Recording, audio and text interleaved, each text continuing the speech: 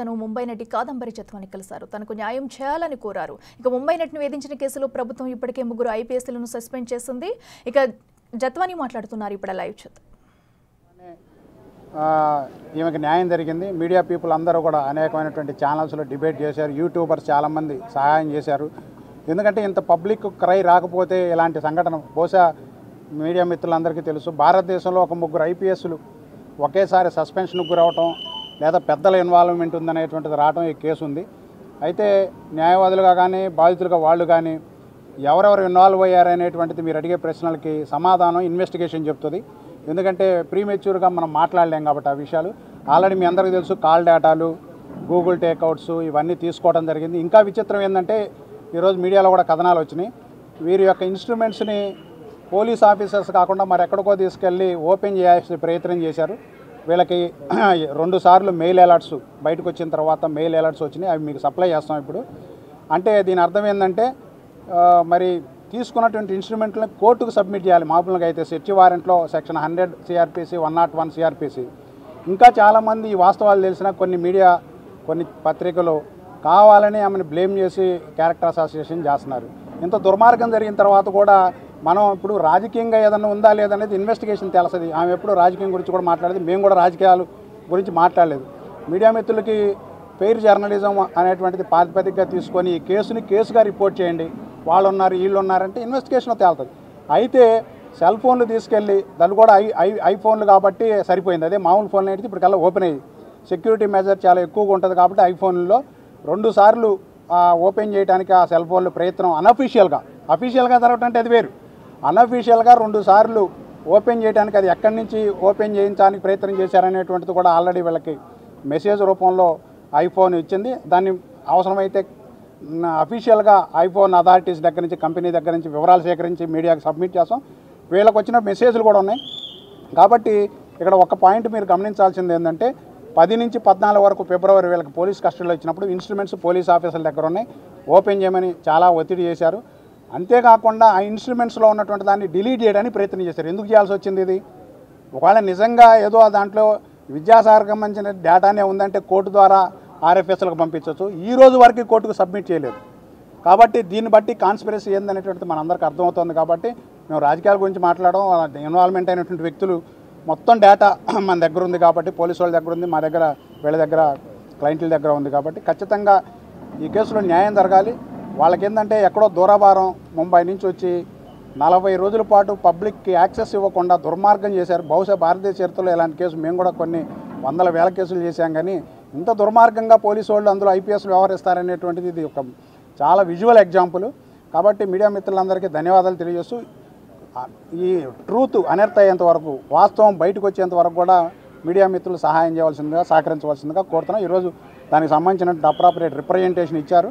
అలాగనే సిపి గారిని కూడా కలుస్తారు విజయవాడలో.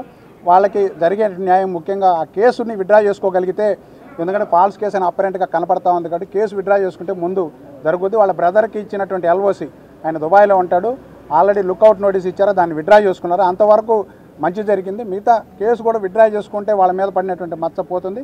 అలాగనే వీళ్ళు పెట్టినటువంటి కేసు మీద సరైనటువంటి చర్యలు తీసుకొని దానికి ఎవరైతే అక్యూజ్డ్ ఉన్నారో, ఇప్పుడు చట్టం ఆర్టికల్ 14 అందరికీ ఒకటే, ఈక్వాలిటీ బిఫోర్ లా. కాబట్టి చట్టం దృష్టిలో అందరూ సమానులు కాబట్టి ఎవరు తప్పించుకో తిరగడానికి లేదు. అందరినీ సమంగానే చూడాలి. కాబట్టి పెద్దవాళ్ళ చిన్నవాళ్ళ అనే దాంతో నిమిత్తం లేకుండా అలాంటి అవసరమే లేదు. ఇన్వెస్టిగేషన్లో ఇప్పుడు పెద్దవాళ్ళు కాన్స్పిరసీ చేశారా లేదని వీళ్ళు చూడలేదు కదా, చూసారా? కాబట్టి ఆ కాన్స్పిరసీ అనేటువంటిది ఎలక్ట్రానిక్ డేటా ద్వారా దాని ద్వారా వస్తుంది. అది వీళ్ళకి యాక్సెసిబిలిటీ లేదు. అది వీళ్ళతో షేర్ చేసుకోరు ఇప్పుడు ఇన్వెస్టిగేషన్ ఏజెన్సీ. దాన్ని బట్టి కదా నిర్ణయం చేయాలి. ఒకవేళ నిజంగా అలాంటి పెద్ద వ్యక్తుల పాత్ర ఉందనేటువంటిది కన్ఫామ్గా మాకు తెలిస్తే will fight against them also. There is no problem at all. కానీ మనకు ఆ డేటా రాలేదు కదా, అది ఇన్వెస్టిగేషన్ డేటా. అవి మీ అందరికి ఇస్తాం.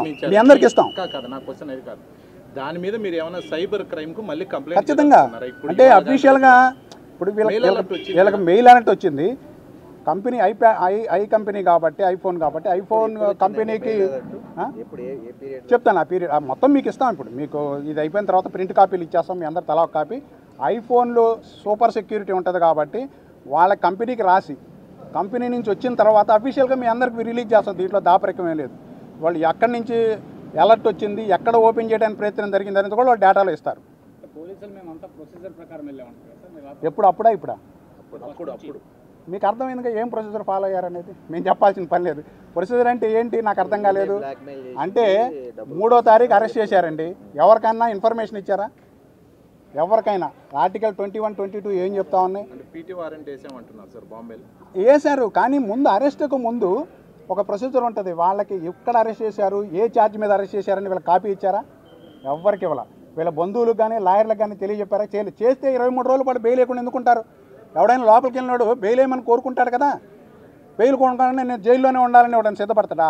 అందులో లేడీసు, సీనియర్ సిటిజన్స్ 23 రోజులు బెయిల్ వేయలేదంటే అర్థమైంది. మనకేం అర్థం అవుతుంది? ఇన్ఫరెన్స్, సింపుల్ ఇన్ఫరెన్స్, ఇంకెక్కువ అవసరం లేదు దాంతో. తర్వాత 17 రోజులు బెయిల్ వచ్చిందంటే 42 రోజుల పాటు టెక్నికల్గా అరెస్ట్ అయిన తర్వాత వీళ్ళు జైల్లో ఉన్నారు. ఆ తర్వాత రాణాని కలిశారు. కలిసి మా మీద ఫాల్స్ కేసు ఇట్లా నమోదు చేశారు, మీరు తీసేయమన్నారు. అది కూడా రికార్డులో ఉంది. హోమ్ మినిస్టర్ గారు ఆమెతోటి చాలా పూర్తిగా వివరంగా మాట్లాడారు. ప్రభుత్వం వైపు నుంచి ఏ న్యాయం జరగాలో, ఎలాంటి న్యాయం జరగాలో ఇప్పటికే ఇన్వెస్టిగేషన్ చేసాం. ఆఫీసర్స్ని సస్పెండ్ చేయడం జరిగింది, ఇన్వాల్వ్ అయినటువంటి ఆఫీసర్. ఇంకా ముందు జరిగే ఇన్వెస్టిగేషన్ బేస్ చేసుకుని ఎవరున్నా సరే వాళ్ళ మీద చర్యలు తీసుకుంటాం, మీకు న్యాయం చేస్తామని చెప్పారు.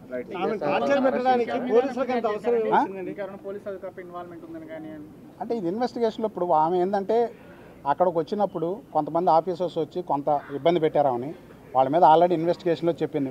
మనకేంటంటే కొన్ని పరిమితులు ఉంటాయి మీడియాలో మాట్లాడటానికి. ఇప్పటికే కోర్టు కొన్ని రిస్ట్రిక్షన్స్ పెట్టింది మాకు, మీరు అర్థం చేసుకోవాలి.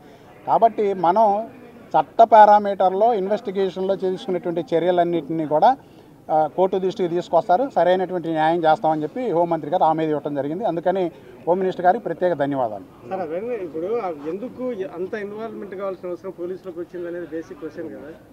అదే తెలిసి వాళ్ళు వచ్చింది. వీళ్ళకి ఒక ఇన్ఫర్మేషన్ మంచి